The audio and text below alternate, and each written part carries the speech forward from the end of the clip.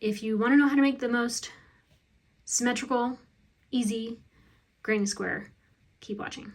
Hello everyone. In this week's video, I'm going to show you exactly how I crochet what I think is the very most perfect granny square.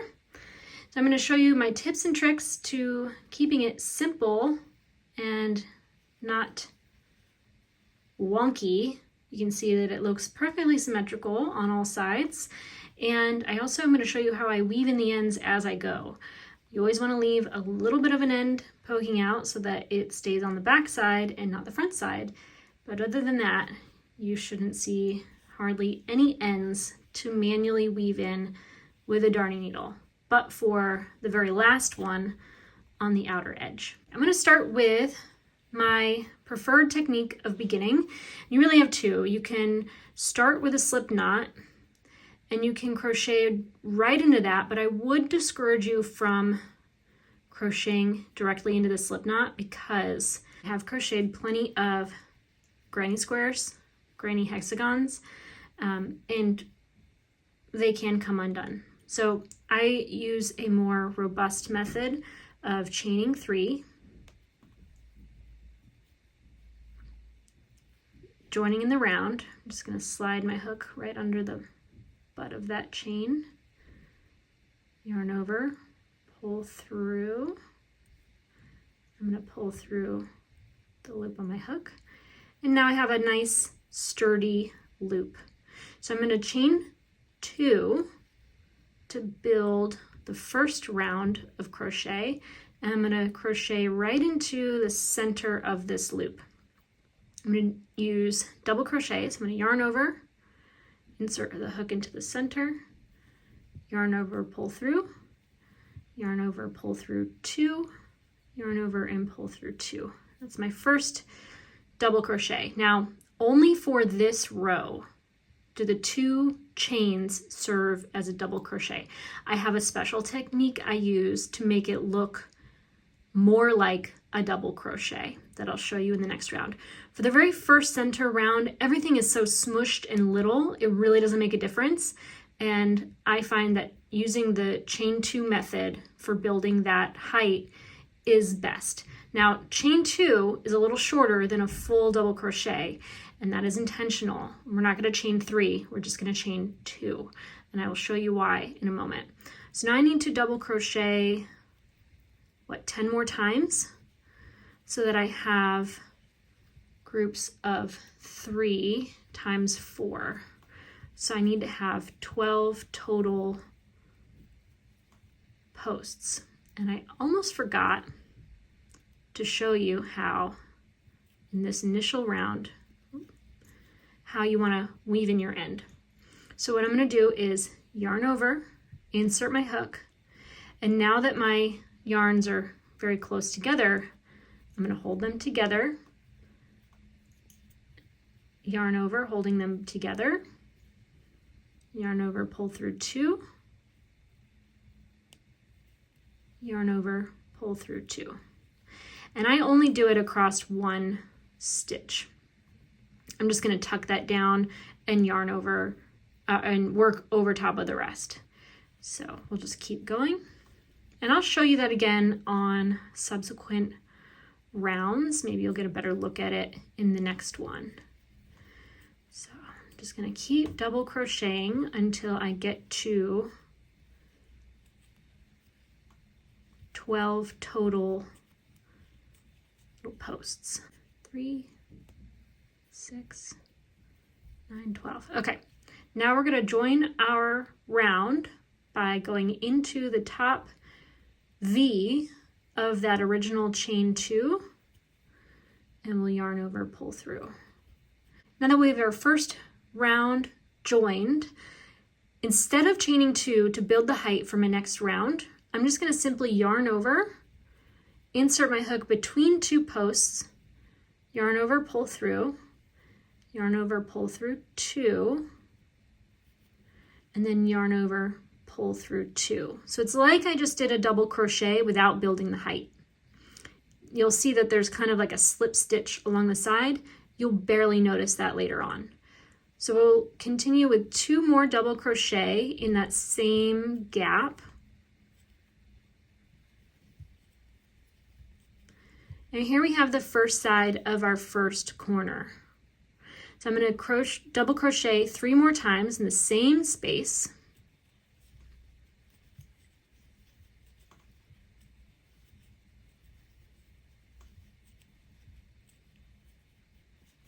And then we'll skip 3 posts and then double crochet into the space between those 3 and the next 3.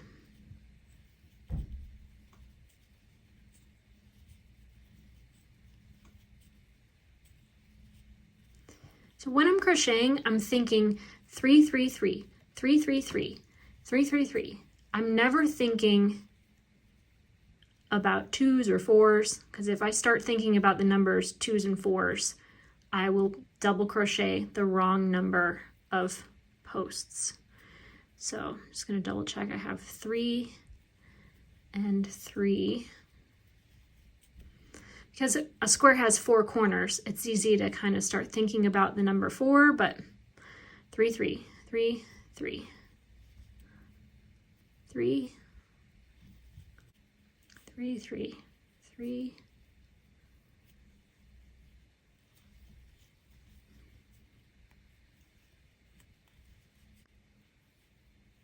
All right, now we're going to join in the round. We're going to insert the hook under the V, kind of between the first and second posts. So we're kind of building the top of the very first double crochet we worked. Here we have the start. So I'm going to break this yarn. I only keep about 2.5 to 3 inches of yarn on my ends. I don't need more than that for this technique of weaving them in as I go. And I think that that is very convenient when you have very little scrap yarn left over. So we're going to switch colors and incorporate this lovely pink. And to switch colors without any visibility, you're just going to yarn over, pull through, and then pull these nice and tight. And now you've joined a second color. So I have my yarn ends about the same length now. I'm going to do the same thing as before. I'm going to yarn over. I'm going to insert my hook kind of behind where it's currently positioned, and that's okay. I'm going to insert it between the 2 groups of posts. Yarn over, pull through, yarn over, pull through 2. Yarn split a little bit. And yarn over, pull through 2. So here we can tighten up that join by pulling the first color, and you can tighten up that little slip stitch just enough. You kind of tuck it under that post you just crocheted, and it's barely visible. To keep weaving in our ends, the very first color, we're just simply going to work over top of it, and it's going to blend along the back side of the second round, and you'll barely see it. But we're only going to do that with that one color that matches the row below. With the new color, we're going to do the same thing we did previously. I'm going to hold my yarn nice and tight on the hook, yarn over, insert the hook in that gap. Now I'm going to hold the end along with my working yarn. This can be a little fiddly. I'm going to pinch off my work, hold the working yarns nice and tight, yarn over, pull through, yarn over, pull through 2, yarn over, pull through 2. And then my yarn is all eaten up.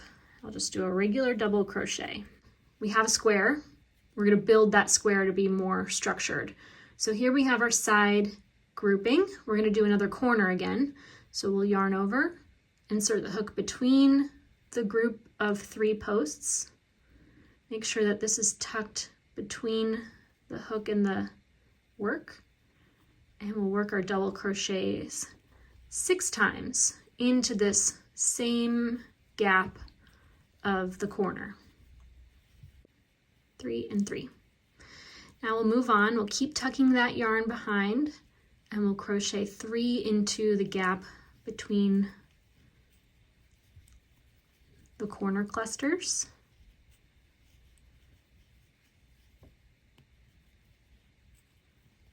And once again, we'll crochet into the gap between the groups of 3 at the corner. 6 double crochet.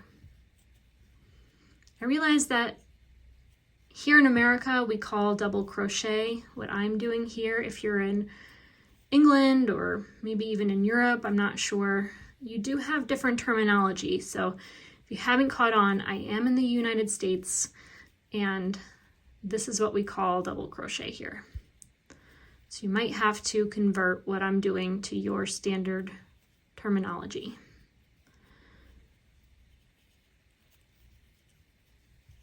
Once again, I'm going to do 3 double crochet along the side in the gap between the 3 clusters, or I should say the clusters of 3. All right, we are almost done with this round. And just like all the other rounds before, we will join in the round when we get there. I like to check all my corners and clusters, make sure I always have groups of 3. That way I can fix it if I make a mistake. And once again, I'll insert my hook into the V at the top,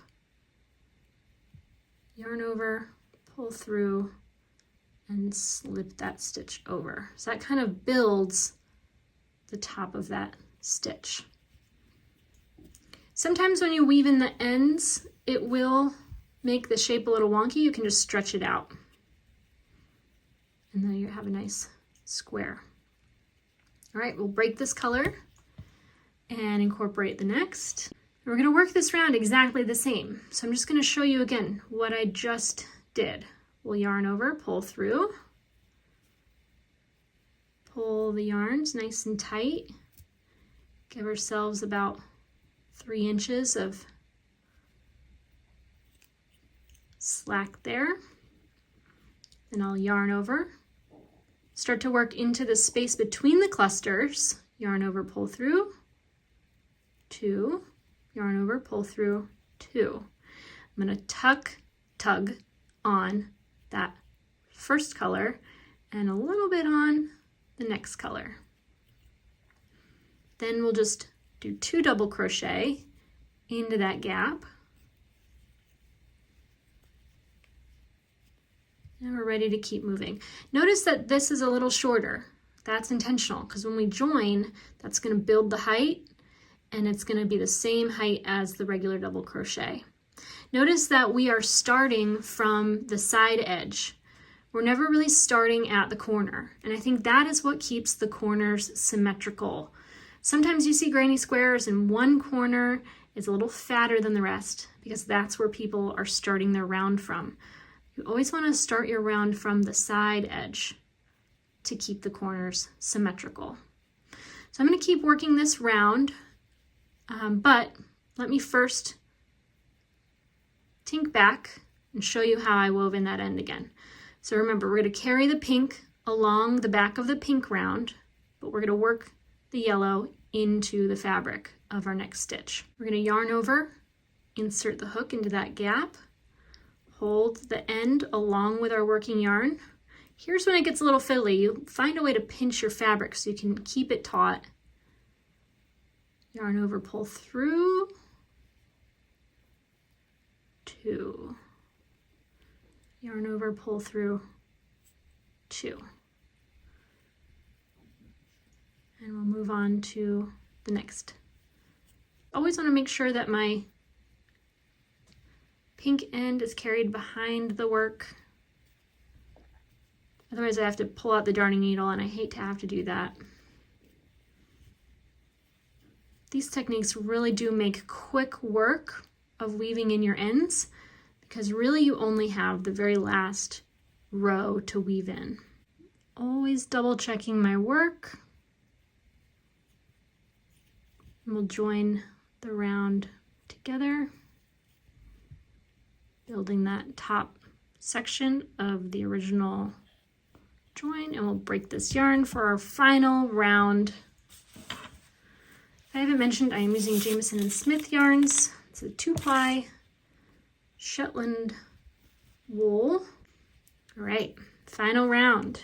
We'll join the colors again, pulling our ends nice and tight. Yarn over, insert the hook in that gap between the clusters, pull through, yarn over, pull through 2, yarn over, pull through 2. We'll tug the yellow strand, hold that behind the work, and we'll give a slight gentle tug to the new shade. And I will yarn over, insert the hook, hold my end together with my working yarn, yarn over, pull through, yarn over, pull through 2, yarn over, pull through 2. So we're going to keep working in the round, building our corners, making our way back to the beginning. Just checking in with our yellow tail, just to make sure it's along the back of the work.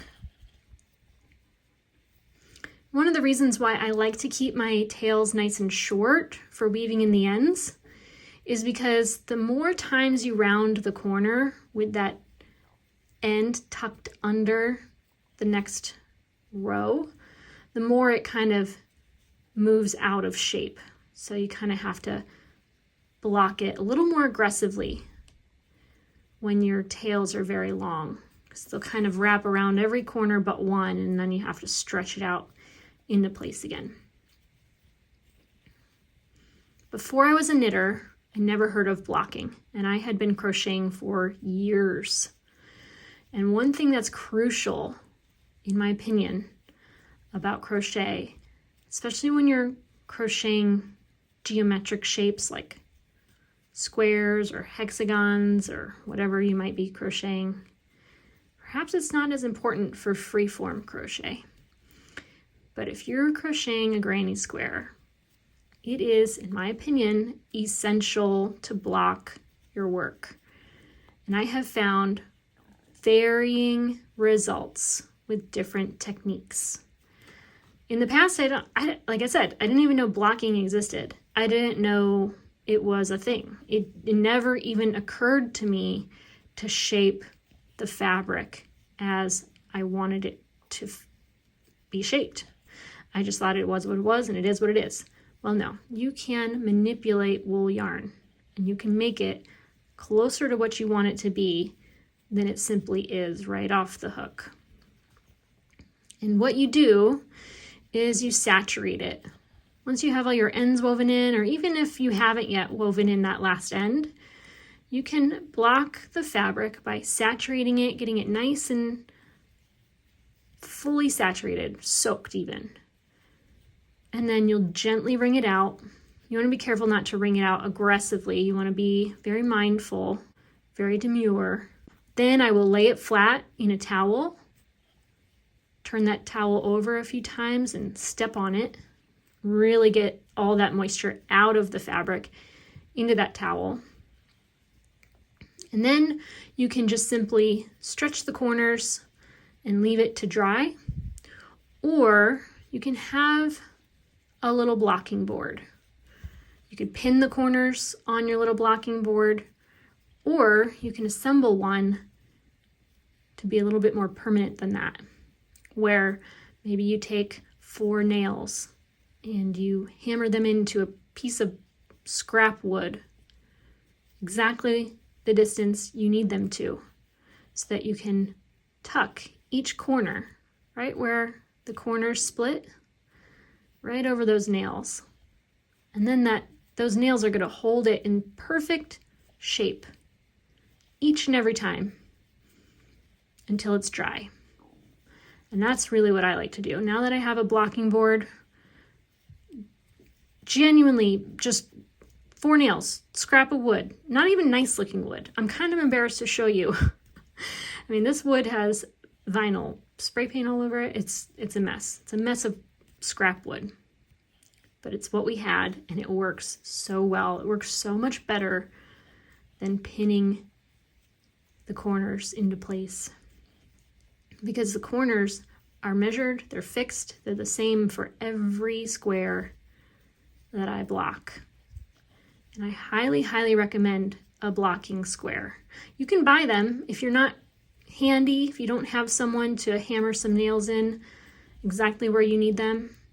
You can buy one online, I'm sure they sell them. I don't know if they'll be the exact size you need, but for this pattern I'm crocheting, my squares need to be 5 inches apart from corner to corner. Find the V, go under both, yarn over, pull through, and then we'll break that yarn. And this yarn I'm just going to pull all the way through. You see how my square is a little wonky? That's because the ends kind of pull it funny. But even still, this square